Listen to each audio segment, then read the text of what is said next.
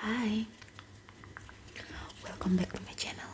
Today kita bakal coklat traveling. Jadi ya, kita akan ASMR soft spoken this chocolate history, sejarah coklat sampai sekarang. Dan di depan ini ada jenis-jenis coklat yang paling dasar, yaitu yang pertama ada white coklat di sini. White coklat. Kemudian ada milk coklat.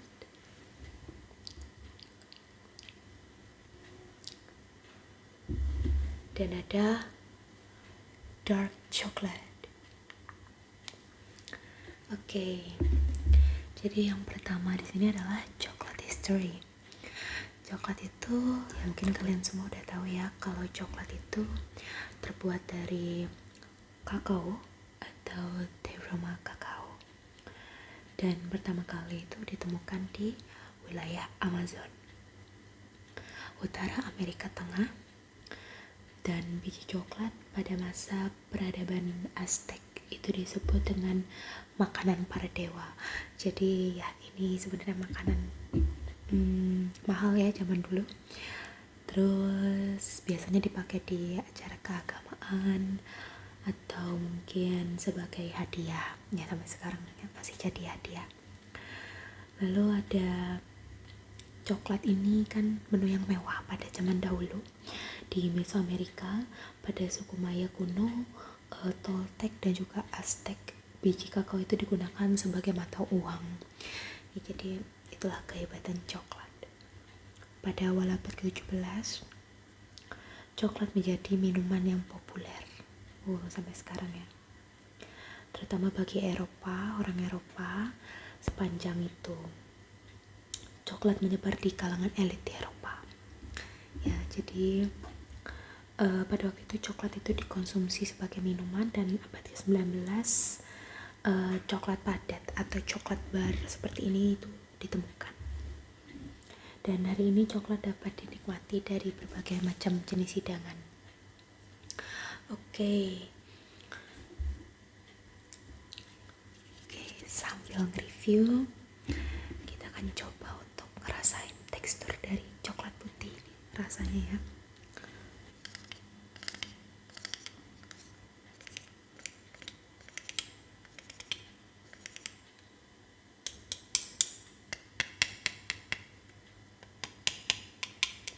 Padat sekali ya. Oke, kita akan ambil satu saja. Oke.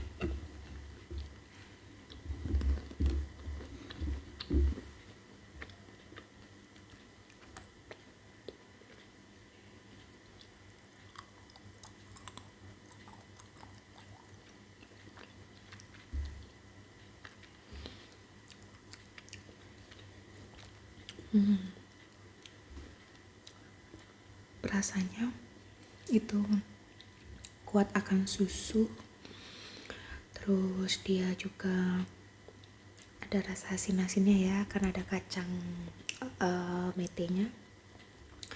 Oke, kita lanjut dulu ke proses pembuatan coklat. Jadi ada 9 tahapan dalam pembuatan coklat. Yang pertama itu ada pembersihan biji kakao. Dibersihkan untuk ya menghilangkan benda-benda asing, kuman-kuman yang menempel. Terus kemudian akan dipanggang. Jadi biji kakao itu dipanggang atau disangrai gitu supaya dia mengeluarkan cita rasa khas coklatnya itu sendiri. Dan warna biji coklat dari hasil pemanggangan tadi. Pemanggangan dilakukan di dalam oven yang besar dan sambil diputar-putar terus dalam waktu 30 menit sampai 2 jam. Jadi panjang sekali proses pembuatan coklat. Dipanaskan atau dipanggang itu dalam suhu yang tinggi dan jenis biji dan hasil akhir yang ingin dicapai.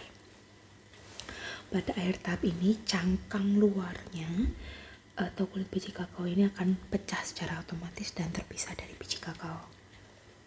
Nah, setelah pemanggangan kemudian tahap yang ketiga adalah alkalisasi kakao. Dan pada biji kakao akan ditambahkan larutan alkali, misalnya kalium karbonat ya, untuk mengurangi rasa asam dan membuat nib biji kakao atau biji kakao yang sudah terpisah dari kulit atau cangkang itu namanya nib, lebih gelap gitu.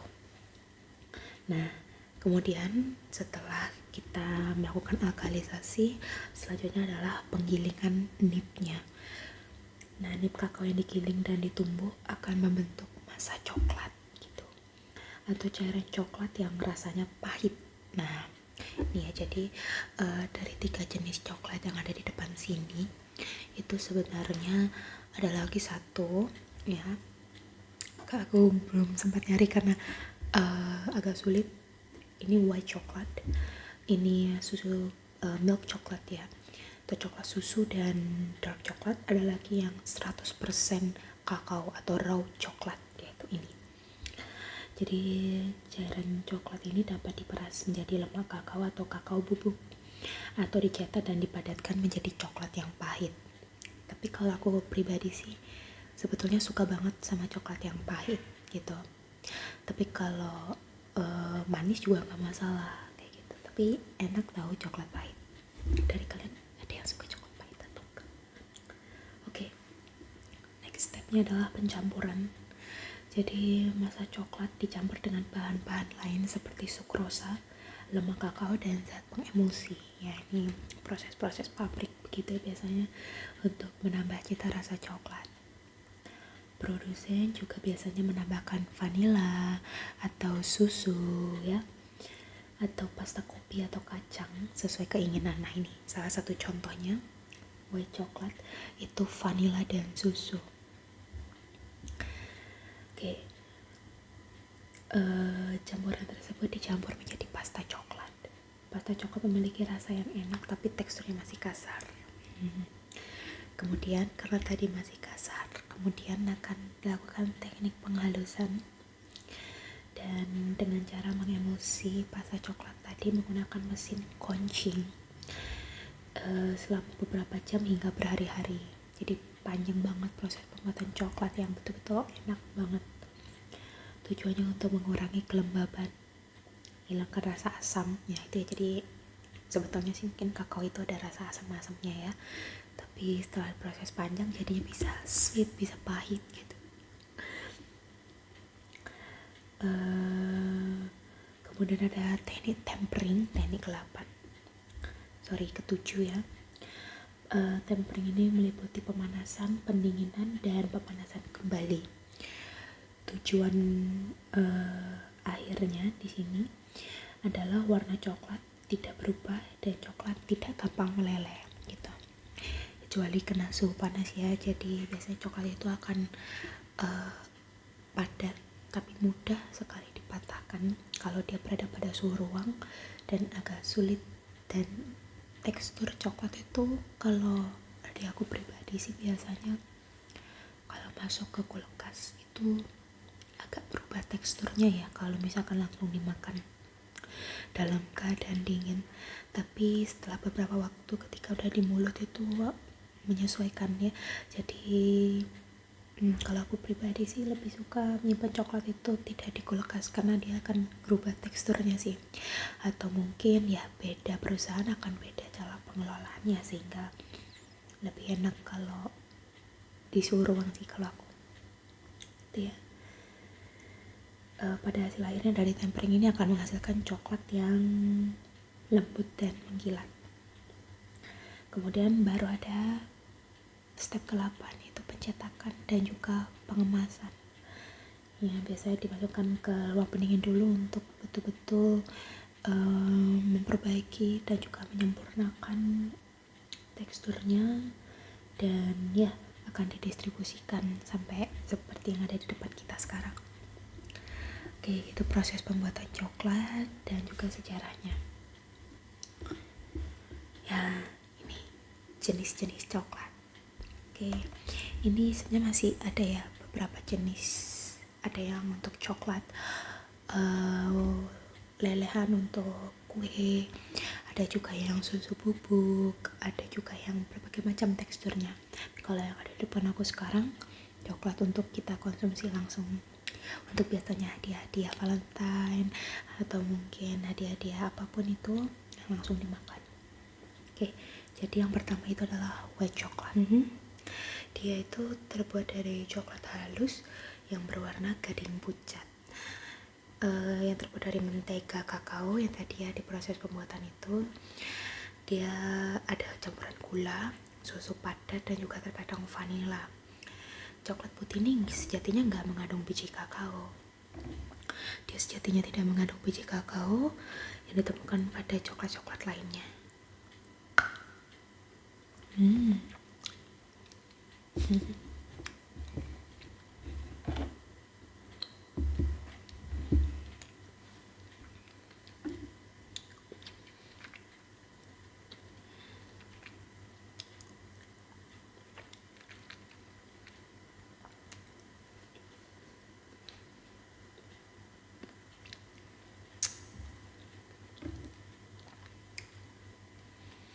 Manis, asin,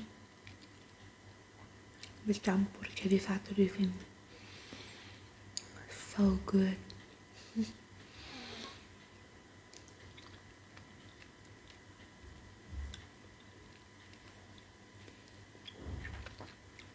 Tapi bagi kalian yang mungkin nggak terlalu suka manis, mungkin bagi kalian banyak yang nggak suka white coklat ini karena dia manis, susunya kuat banget. Tapi karena aku omnivora, semuanya aku lahap. Itu kalau dari white coklat, so good. Next, kita sekarang otak-atik si milk coklat. Dari tadi kita otak-atik white coklat ya. Sekarang milk coklat.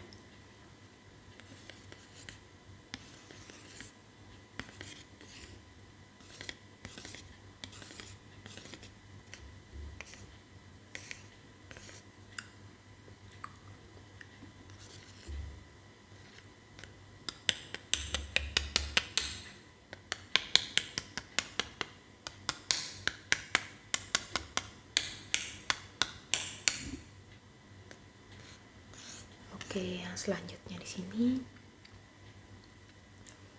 ya.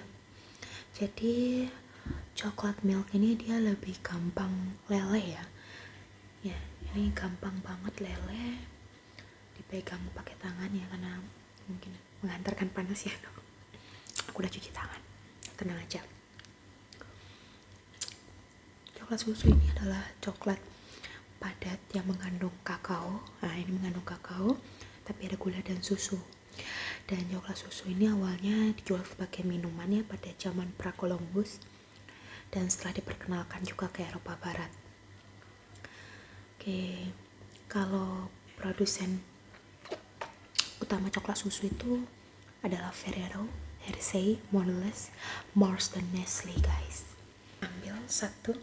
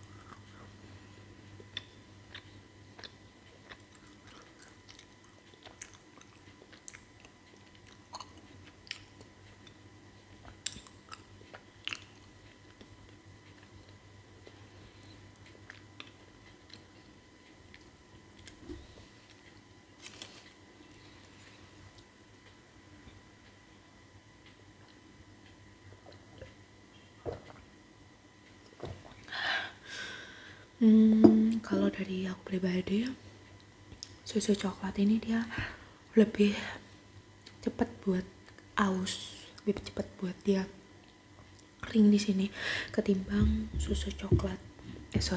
Ketimbang coklat putih. Tapi overall ini enak. Tapi aku lebih suka white coklat. I swear, coklat susu juga nggak kalah enak. Oke, selanjutnya adalah dark coklat. Jadi ini termasuk kategori dark coklat ya, karena kadar kokoanya itu 43%. Ya, jadi ini kita bisa sebut sebagai dark coklat. Ya, dia teksturnya lebih padat, dia lebih keras juga, dan ya nggak terlalu gampang ngecap di tangan ketimbang yang tadi coklat susu.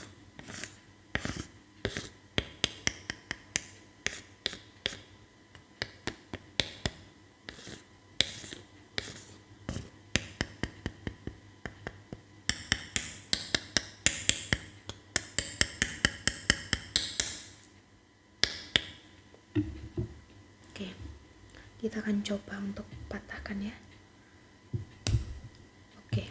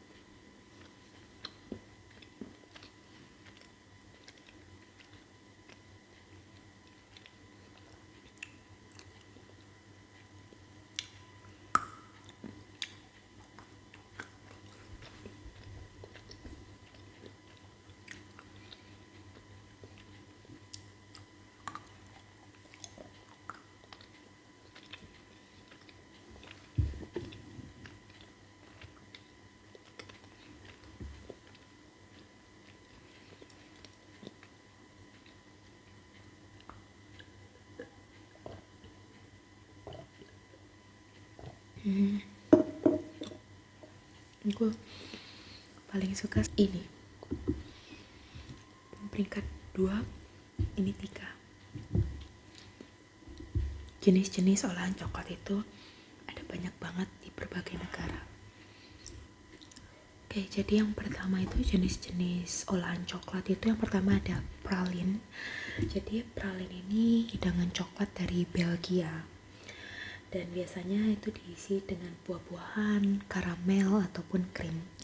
Kalian bisa cari atau search bentuk pralin itu kayak gimana. Gitu, rasanya enak sih, aku udah pernah coba. Terus ada kue Black Forest. Ya, siapa sih yang gak tahu Black Forest? Jadi kue Black Forest asal Jerman ya, dia itu asal Jerman. Itu juga bisa disebut nama asingnya itu adalah Schwarzwälder Kirschtorte ya. Agak susah ya nyebutnya. Schwarzwälder Kirschtorte. kue yang tersusun dari kue coklat, whipped cream ya, dan selai buah cherry. Terus ada yang ketiga itu ada campur rado, bukan campur aduk ya. Campur rado, dia itu minuman coklat panas ya, dari Meksiko dan terbuat dari coklat, kemudian ada kayu manis, tepung jagung, dan juga gula tebu panela. Kemudian ada Brigadeiro itu khas Brazil, camilan coklat tradisional yang teksturnya tuh kenyal, bayangin ya, kenyal, bulat, manis, dan ditaburin mesis di sekelilingnya. Tuh enak banget. Kayaknya aku harus coba cari deh. Kayaknya ada di sini tapi beda nama. Gitu. Terus shuffle, ya siapa sih yang nggak tahu nama shuffle? Shuffle ini asal Prancis. Dikenal dengan coklat yang leleh ya di dalamnya, dan hidangan ini punya tingkat kesulitan yang tinggi, jadi ketika dia di-cut itu bisa leleh coklatnya keluar, di sekelilingnya juga coklat, dan itu sulit banget buatnya. Terus ada puff itu street food ya, jadi asal Nigeria. Makannya terbuat dengan adonan dengan rasa coklat yang mirip seperti donat. Aku pengen coba deh puff. Aku pengen coba Brigadeiro. Kalau Black Forest sudah sering sih, tapi Black Forest yang zaman sekarang tuh banyak sih dari kita yang menghilangkan estetika dari Black Forest. Jadi Black Forest tuh kebanyakan orang sekarang itu bolu, brownie ya. But it's okay. Kita ada babka. Jadi babka ini hidangan asal Polandia, terbuat dari sisa adonan roti cala. Dikombinasikan coklat di sela-sela rotinya. Oke, terus ada nama. Ya, kalian gak salah dengar ini nama. Bukan nama orang ya, nama. Dia itu asal Jepang. Terus itu dibuat dari coklat ganache yang dipotong-potong dan dibungkus dengan bubuk coklat pada setiap sisinya. Jadi kayak coklat itu dipotong terus ditaburin sama coklat, bubuk coklat itu di sekelilingnya. Aku pengen coba deh. Itu nama. Terus ada tiramisu. Nah, ini semua orang pasti tahu ya, asal Italia. Kue yang berlapis-lapis, dan kombinasi antara kopi dan coklat. Ini aku juga suka biasanya ininya. Apa sih, selai ya? Dia kayak selai tiramisu gitu, tuh aku suka banget sih. Donat terutama yang topping tiramisu. Terus kemudian ada Nanaimo ini asal Kanada ya, mungkin kalian udah ada yang tahu juga ya. Nanaimo ini merupakan hidangan yang dibuat tanpa oven dan dibuat dari berbagai bahan seperti graham cracker. Terus ada kacang almond, kelapa, krim, dan coklatnya. Nanaimo dia seperti sandwich gitu modelnya. Terus ada hidangannya glad kaka double D. Dia itu asal Swedia, yang berarti artinya tuh kue yang lengket gitu, dan dihidangkan saat coffee break biasanya. Nama lainnya biasanya dikenal dengan nama Fika ya, glad kaka ini. Oke, kemudian ada mozaik ya. Mozaik ini asal Turki, biasa disantap setelah makan malam, kayak dessert lah ya berarti. Kue ini terbuat dari potongan biskuit yang dikombinasikan dengan gula, butter, dan juga coklat. Dan yang terakhir ada Lamington ini asal Australia. Sudah ada sejak 1800-an. Jadi dia hidangan coklatnya tuh kayak apa ya, roti ditaruh di atas coklat. Pokoknya mungkin coklatnya beda lah ya gitu. Nah, kalian tertarik nyobain yang hidangan yang mana? Kalau aku sih Brigadeiro, puff sama namang. Kalau kalian tertarik coba yang mana? Oke, kayaknya aku pengen makan satu lagi sebelum closing.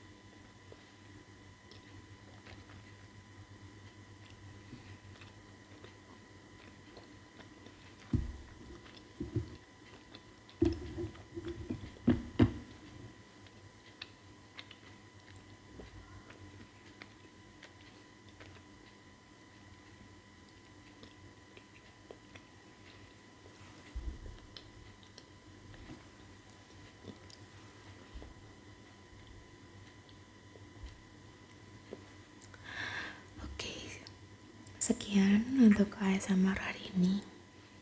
Soft spoken with telling a chocolate history. Happy dreaming. Bye bye.